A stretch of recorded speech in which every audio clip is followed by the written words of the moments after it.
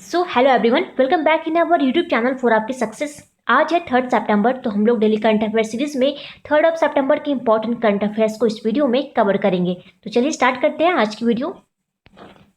हमारा first question है, supply chain resilience पर ऑस्ट्रेलिया, भारत, जापान के मंत्रियों की बैठक में भारत का प्रतिनिधित्व किसने किया? तो इसका राइट आंसर हो जाएगा option B, Piyush Goyal.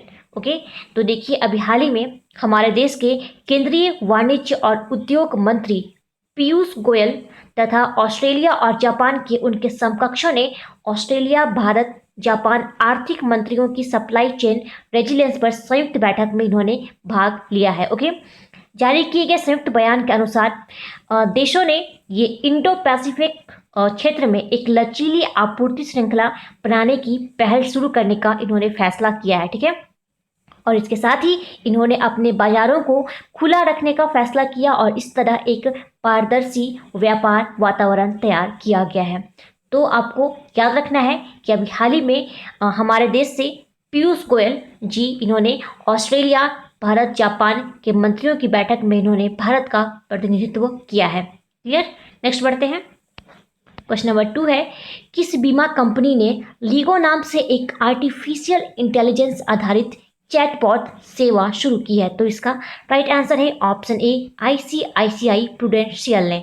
Okay, तो देखिए अभी हाल ही में ये आईसीआईसीआई प्रूडेंशियल लाइफ इंश्योरेंस ने ये गूगल असिस्टेंट पर ये लीगो नाम से एक artificial intelligence powered voice chatbot को इसने लॉन्च किया है। ठीक है, और यह ग्राहक और नीति धारक सरल वॉइस कमांड देकर उत्पादों पर अपने प्रश्नों को हल करने के लिए इस सेवा का उपयोग किया जाएगा। ओके, तो आपको याद रखना है कि जो लीगो नाम से एक आर्टिफिशियल इंटेलिजेंस आधारित चैटबॉट है, इस सेवा की शुरुआत की है आईसीआईसीआई प्रूडेंशियल ने। क्लियर? नेक्स्ट बढ़ते हैं।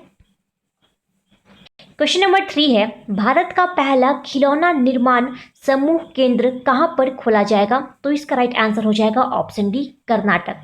तो देखिए आपको बता दें कि कर्नाटक के कोप्पल में स्थापित किया जाएगा भारत का पहला खिलौना निर्माण समूह केंद्र। ओके, और इसमें जो है ऐसा बताया जा रहा है कि इसके तहत 40,000 लोगों को रोजगार मिलेगा और ये जो खिलौना निर्माण समूह केंद्र स्थापित किया जा रहा है, इसके अंदर कम से कम 5,000 करोड़ रुपए की जो है निवेश की जाएगी। ओके, बाकी बात करें यहाँ पे कर्नाटक की, तो इसकी जो कैपिटल है वो है बेंगलुरु, और यहाँ की जो प्रेजेंट में जो सीएम है यानी कि जो मुख्यमंत्री है उनका नाम है वाईएस येदुरप्पा, और यहाँ की जो गवर्नर है उनका नाम है विजय भाईवाला। ओके, अभी हाल ही में कर्नाटक की गवर्नमेंट ने अपने राज्य के अंदर मेक संदेश एप्लीकेशन को लॉन्च किया था। ठीक है, इसके साथ ही यहाँ पे जन सेवक योजना, आप्त मित्र एप्लीकेशन और नमस्ते ओवर हैंडशेक जो है अभियान को शुरू किया गया था कर्नाटक के अंदर। ओके,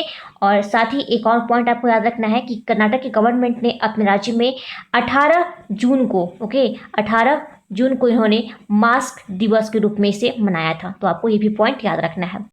क्वेश्चन नंबर 4 है, एसबीआई के अनुसार वित्तीय वर्ष 2020-21 के लिए भारत की जीडीपी ग्रोथ रेट कितने रहने का अनुमान लगाया गया है? तो इसका राइट आंसर है ऑप्शन बी, माइनस का 10.9। ठीक है, तो आपको याद रखना है कि एसबीआई ने वित्तीय वर्ष 2020-21 के लिए भारत की जो जीडीपी ग्रोथ रेट है इसे माइनस 10.9 रहने का अनुमान लगाया है। ओके, और यहाँ पे बाकी बात करें एसबीआई की, तो आपको पता होगा कि जो इसकी स्थापना है वो की गई थी 1 जुलाई 1955 को। हेडक्वार्टर स्थित है इसका मुंबई में, और इसके जो वर्तमान में चेयरमैन है उनका नाम है रजनीश कुमार, लेकिन ये अक्टूबर में रिटायर्ड हो जाएंगे, और इनके बाद अगले जो एसबीआई के चेयरमैन बनेंगे उनका नाम है दिनेश खारा। ओके, इसके साथ ही आपको कुछ पॉइंट्स और याद रखने हैं।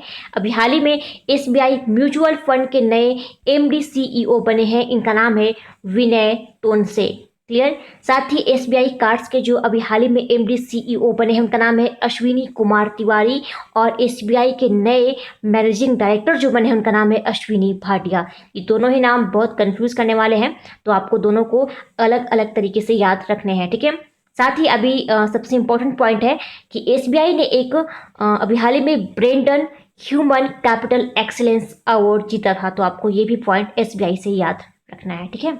नेक्स्ट बढ़ते हैं। क्वेश्चन नंबर 5 है, हाल ही में किस राज्य में बच्चों का पहला अखबार लॉन्च किया गया है? तो इसका राइट आंसर है ऑप्शन डी, असम। तो अभी हाल ही में असम राज्य के अंदर बच्चों में क्रिएटिव थिंकिंग को डेवलप करने और उनमें पढ़ने लिखने की आदत को बनाने के उद्देश्य से यहाँ पे बच्चों का पहला अखबार यहाँ लॉन्च किया गया है। अच्छा, इस अखबार का नाम क्या है? तो इसका नाम है द यंग माइंड्स, ओके।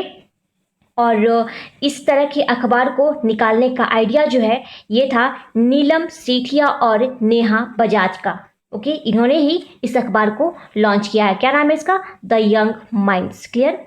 बाकी यहाँ पे बात करें असम की, तो देखिए असम के जो सीएम है उनका नाम है सर्बानंद सोनोवाल, और यहाँ के जो गवर्नर है उनका नाम है जगदीश मुखी, और वर्तमान में असम की जो हाईकोर्ट है उसके चीफ जस्टिस हैं अजय लांबा, ओके।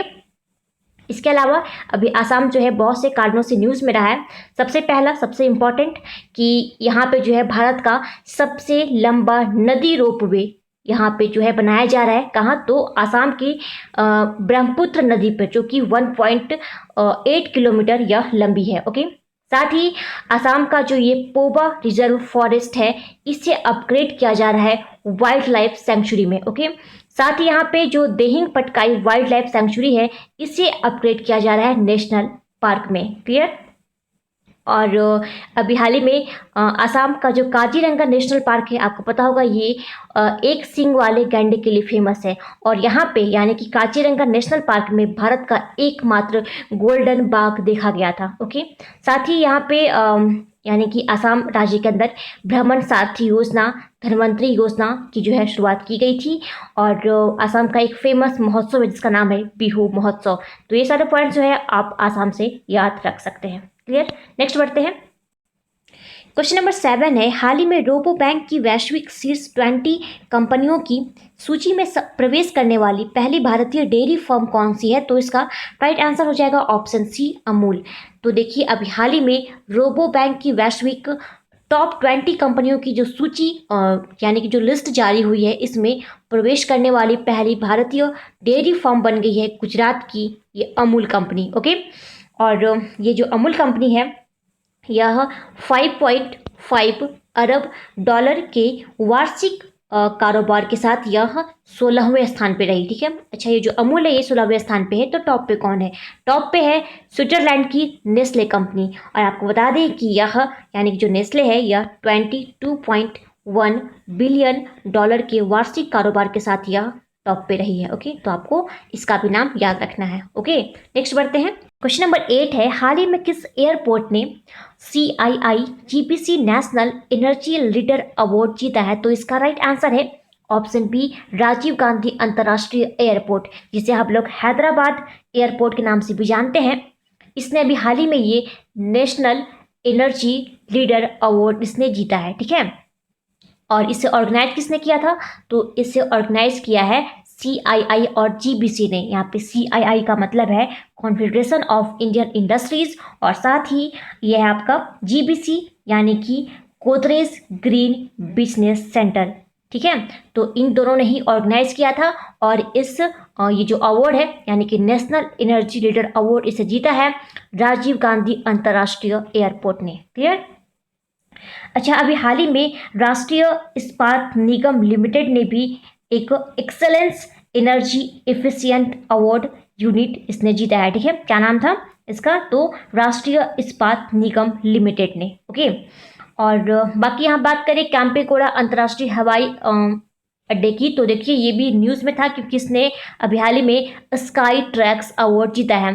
बात करें यहाँ पे इंदिरा गांधी अंतर्राष्ट्रीय एयरपोर्ट की, तो ये दिल्ली में स्थित है, और यह सिंगल यूज प्लास्टिक फ्री घोषित होने वाला हमारे देश का पहला एयरपोर्ट बना था। और कोच्चि अंतर्राष्ट्रीय एयरपोर्ट जो है ये भी न्यूज़ में था क्योंकि यह सोलर एनर्जी से ऑपरेट होने वाला विश्व का यह पहला एयरपोर्ट बना है। तो आपको इसका भी नाम याद रखना है। नेक्स्ट बढ़ते हैं। क्वेश्चन नंबर 9 है, हाल ही में किस कंपनी ने स्पाइस ऑक्सी नामक एक नया वेंटिलेशन डिवाइस बनाया है? तो इसका राइट आंसर है ऑप्शन बी, स्पाइस जेट ने, ओके। तो देखिए अभी हाल ही में स्पाइस जेट ने एक कॉम्पैक्ट पोर्टेबल वेंटिलेशन डिवाइस को लॉन्च किया है जिसका नाम है स्पाइस ऑक्सी। ओके, और इसे किसने लॉन्च किया? तो स्पाइस जेट ने। और ये जो स्पाइस जेट है इसका हेडक्वार्टर कहाँ पे स्थित है? तो इसका हेडक्वार्टर स्थित है गुड़गांव में। ओके, नेक्स्ट आइए, क्वेश्चन नंबर 10 है हमारा आज का लास्ट क्वेश्चन है। हाल ही में मिंत्रा के नए ब्रांड एम्बेसडर कौन बने हैं? तो इनका नाम है कियारा आडवाणी। अभी हाल ही में मिंत्रा ने अपना नया ब्रांड एम्बेसडर नियुक्त किया है कियारा आडवाणी को। ओके, बाकी जो करीना कपूर है आपको पता होगा, ये अभी हाल ही में प्यूमा की नई ब्रांड एम्बेसडर बनी है, और मानुषी छिल्लर जो है ये अभी हाल ही में एडिडास की नई ब्रांड एम्बेसडर बनी थी। और रोहित शर्मा, इनका नाम तो वेरी वेरी इंपॉर्टेंट है। अभी हाल ही में क्रिकेट के अंदर इन्हें राजीव गांधी खेल रत्न पुरस्कार 2020 से सम्मानित किया गया है। साथ ही ये क्रिक किंगडम के भी ब्रांड एम्बेसडर हैं और IIFL के भी ब्रांड एम्बेसडर बने थे। कौन? तो रोहित शर्मा। क्लियर? तो गाइज ये था हमारा आज का important current affairs. I hope आप सबको पसंद आया होगा। बढ़ते हैं क्विज पे। कल हमने आपसे प्रश्न पूछा था कि किस देश द्वारा भारतीय डॉक्टर द्वारकानाथ कोटनिस की प्रतिमा स्थापित की जाएगी? तो राइट आंसर था चाइना। आप सभी ने बिल्कुल सही आंसर दिया था। आज के लिए आपका प्रश्न है, आपको बताना है कि हाल ही में लोकसभा के सचिव के रूप में किसे नियुक्त किया गया है। आप अपना आंसर हमें कमेंट बॉक्स में कमेंट करके बताइए। तो गाइस आज की वीडियो यहीं समाप्त करते हैं। Thanks for watching.